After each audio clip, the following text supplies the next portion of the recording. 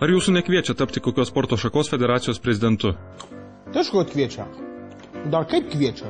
Išsijuosia. Taigi dabar populiaru, kad koks nors ten turtingas arba labai žinomas žmogus, aišku, kuris būtinai nieko bendro su sportu neturi, būtų ten tas pirmininkai, ten tie prezidentai, tai ir mane kvietė.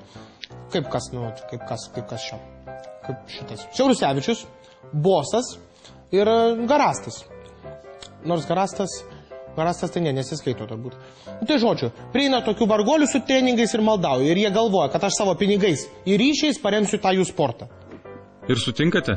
Principe ne. Apsiribau to, kad tapau Lietuvos Respublikos bėgimo su barjerais globėjų. Kaip suprasti?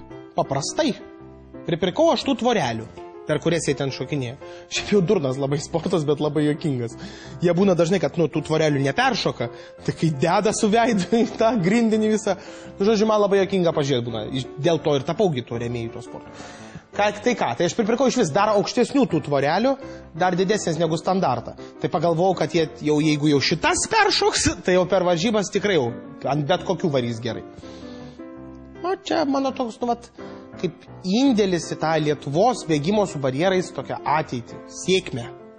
Ir čia visas jūsų indėlis į sportą? Taip. Ne, principe ne visas. Dar būna, kad per varžybas dalina Meslitos dešrų pavyzdžių tokį paketėlį. Tai vienu metu tie varžybų organizatoriai taip buvo pamėgę tas mano dešras dalintiem čempionam laimėtėm, kad aš net pagalvojau tokią naują dešrą paleisti sportuolių liniją. Spartuolių. Koks skirtumas? Žodžiu, tai jau buvo be pasirašantį sutartį kad tą jau dešrą reklamuotų maratoninkė Živilė Balčiūnaitė. Ir kas nutiko? Dopingo skandalas. Teko atsisakyti šitos gražios mano sugalvotos idėjos. Aš kategoriškai nenoriu, kad Meslitos dešros būtų siejamos su kažkokia neaiškia chemija. Bet juk jūs pats dedate chemijos dešras. Tai dedam, bet tai neužskrendam taip kaip Balčiūnaitė.